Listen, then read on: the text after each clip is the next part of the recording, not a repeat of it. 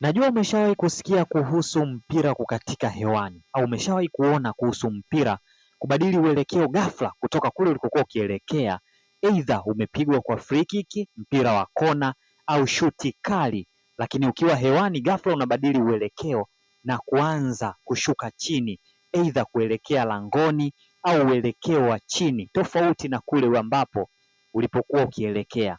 Hii ni mfano wa mwaka 1997 free kick iliyopigwa na Roberto Carlos ikijulikana kama free kick isiyowezekana, pigo huru lisilowezekana, lakini mpira ukabadili uelekeo na kuingia wavuni.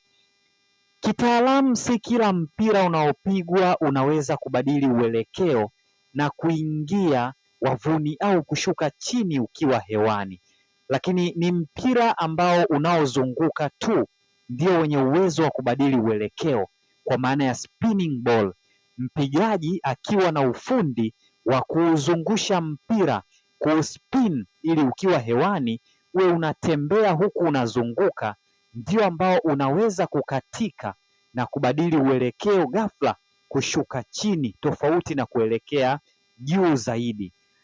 Hiyo kitaalamu hujulikana kama Magnus effect. Magnus effect ni tofauti kati ya mgandamizo wa hewa kwenye mpira unaozunguka.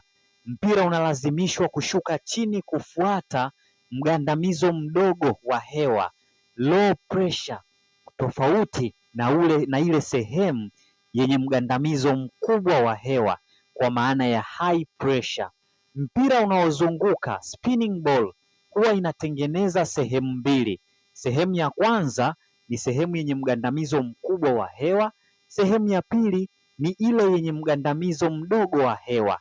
Sehemu yenye mgandamizo mdogo wa hewa ndio ambayo hupelekea kuvuta mpira kuelekea chini, kwa sababu hewa huwa inatembea kwa haraka na kutengeneza mgandamizo mdogo wa hewa katika sehemu hiyo, wakati sehemu yenye mgandamizo mkubwa wa hewa huwa ni sehemu isiyoweza kuvuta mpira kuelekea kwenye uelekeo huo, na ndio maana tunaita mpira umekatika, lakini kiuhalisia mpira huo unavutwa kutokana na tofauti kati ya mgandamizo wa hewa.